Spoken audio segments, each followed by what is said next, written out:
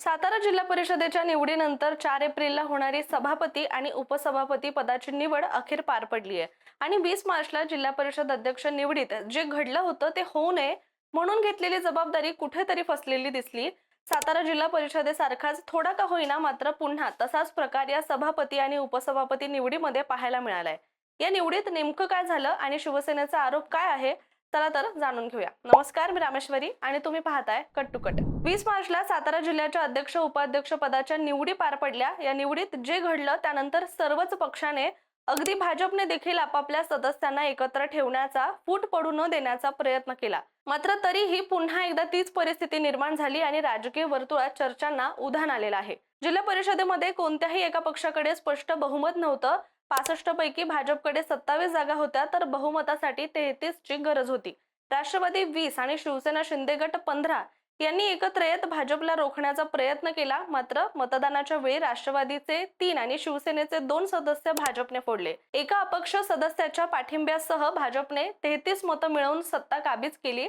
सातारा सभापती पदाच्या निवडीत अर्थात 20 मार्च तारखी परिस्थिती होऊ नये म्हणून आधीच जिल्हाधिकारी संतोष पाटील यांनी जिल्हा परिषद इमारतीच्या 100 मीटर परिसरामध्ये प्रतिबंधात्मक आदेश जारी केले होते आणि या आदेशाच्या पार्श्वभूमीवर सगळ्यांनीच सावध भूमिका सुद्धा घेतली होती। ज्याप्रमाणे सातारा जिल्हा परिषद यांचा अध्यक्ष निवडीत संपूर्ण बहुमत हे शिवसेना राष्ट्रवादीच्या युतीकडे होतं, तरीही मंत्री जयकुमार हा दावा करत होते की अध्यक्ष हा भाजपचाच होणार आणि त्याप्रमाणे अध्यक्ष हा भाजपचाच झाला।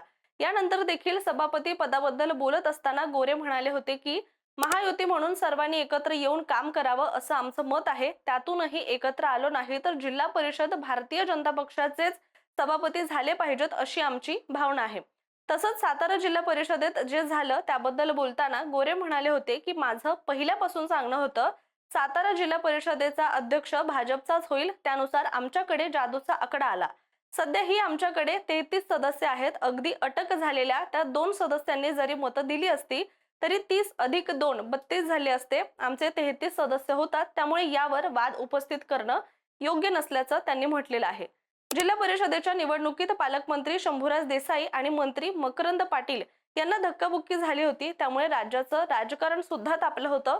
विधान भवनात या सगळ्या गोष्टी मांडल्या गेल्या होत्या आणि चौकशी सुरू असल्याने पोलीस अधीक्षक तुषार दोशी यांना सक्तीच्या रजेवर सुद्धा पाठवण्यात आलं होतं। तसेच हा वाद जेव्हा झाला तेव्हा किंवा जो राडा झाला त्या राड्याचे सीसीटीव्ही फुटेज गायब झाल्याचं समोर आलेलं आहे। वायर तुटल्याने कॅमेरे बंद पडले होते असं प्रशासनानं स्पष्टीकरण दिलेलं आहे। मात्र शंभूराज देसाई यांनी ते स्पष्टीकरण फेटाळून संशय व्यक्त केलाय। तसंच अध्यक्ष आणि उपाध्यक्ष पदाची जी निवड झाली ती रद्द करण्यात यावी याबद्दलचं पत्र राष्ट्रवादी आणि शिवसेनेनं पुण्याच्या आयुक्तांकडे सादर केल्याचं सुद्धा पाहायला मिळालं। त्यामुळे हा वाद न्यायालयीन होणार का यावर प्रश्नचिन्ह असताना कडेकोट बंदोबस्तात सुद्धा सभापती पदाची निवडणूक पार पडली आणि 20 मार्चला सातारा जिल्हा परिषदेच्या निवडणुकीत जे झालं त्याचा शिवसेना आणि राष्ट्रवादीच्या सदस्यांनी निषेध व्यक्त केलाय। या सभापती निवडीच्या वेळी राष्ट्रवादी आणि शिवसेनेच्या सदस्यांनी भाजपने आमच्या गटातील सदस्य फोडल्याचं कारण देत मतदानावर बहिष्कार टाकला। निवडणूक लोकशाही पद्धतीने होत नसल्याचा आरोप करत हा बहिष्कार टाकण्यात आला होता आणि त्यामुळे ही निवडणूक बिनविरोध होणार की काय अशा चर्चांना सुद्धा उधाण आलं होतं आणि शेवटी तेच झाल्याचं पाहायला मिळालं। सर्व सदस्यांनी घोषणाबाजी ही केली होती आणि मनगटाला काळी फीत बांधून ते जिल्हा परिषदेमध्ये दाखल झाले होते।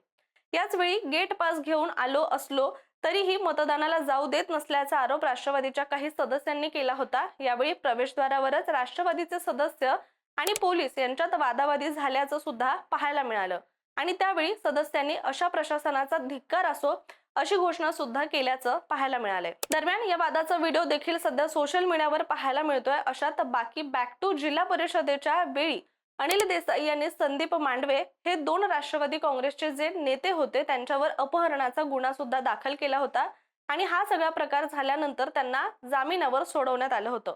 मात्र हे दोघे अर्थात अनिल देसाई आणि संदीप मांडवे हे भाजप सोबत जाणार असल्याची चर्चा गेल्या 2 दिवसांपासून रंगली होती। मात्र हे दोघेही आज काही फीत लावून राष्ट्रवादीवर शिवसेनेचे सदस्यांसोबत आल्याने या चर्चेला पूर्ण विराम लागलाय। पण यामध्ये राष्ट्रवादीचे सदस्य कामेश कांबळे हे गैरहजर होते। कामेश कांबळे यांना अध्यक्षपदाच्या निवडीत जेव्हा जिल्हा परिषदेच्या सभागृहात नेण्यात आलं होतं तेव्हा आपला हात जबरदस्तीने वर करून आपल्याला अध्यक्षपदासाठी भाजपच्या उमेदवाराला मतदान देण्यास भाग पाडलं असा आरोप कामेश कांबळे यांनी केला होता. मात्र तेच आता गैरहजर राहिल्याने तो आरोप खरा होता की खोटा यावर सध्या प्रश्नचिन्ह निर्माण झालंय. अशा सभापती निवडीवेळी राष्ट्रवादीचे 2 सदस्य फुटल्याची ही चर्चा रंगलीये आणि भाजपला अध्यक्षपदाच्या निवडीवेळी साथ देणाऱ्या राष्ट्रवादीच्या सदस्यांनाही लॉटरी लागल्याचं पाहायला मिळत आहे.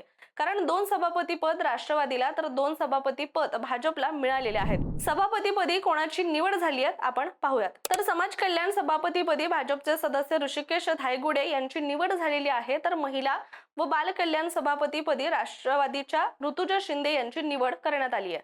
विषय समितीच्या सभापतीपदी भाजपच्या तेजस्विनी कदम तर राष्ट्रवादीच्या सर्वात पहिल्या आणि सुरुवातीला सुटलेल्या सदस्या लता कर्णे यांची निवड विषय समितीच्या सभापतीपदी करण्यात आली आहे. त्यामुळे आता अध्यक्ष उपाध्यक्ष पदानंतर सभापतीपदी देखील भाजपने आपला होल ठेवलेला आहे आणि अखेर अनेक वर्षांनंतर सातारा जिल्हा परिषदेवर अध्यक्ष आणि सभापती या ठिकाणी भाजपने वर्चस्व मिळवल्यामुळे हळूहळू कुठेतरी आता सातारावरचा भाजपचा होल्ड वाढताना सुद्धा दिसत आहे आणि या सगळ्याच प्रकारामुळे शंभूराज देसाई राष्ट्रवादीचे मकरंद आबा पाटील यांना धक्का बसतोय. हे नाकारून सुद्धा आता चालणार नाहीये. दरम्यान या सगळ्याबद्दलचं आणि या निवडणुकीबद्दलचं तुमचं मत काय? साताऱ्याच्या राजकारणाबद्दल तुम्हाला काय वाटतं? आम्हाला कमेंट करून नक्की सांगा आणि अशाच राजकीय घडामोडी पाहण्यासाठी सुद्धा कट टू कटच्या YouTube चॅनलला सबस्क्राईब करायला मात्र विसरू नका.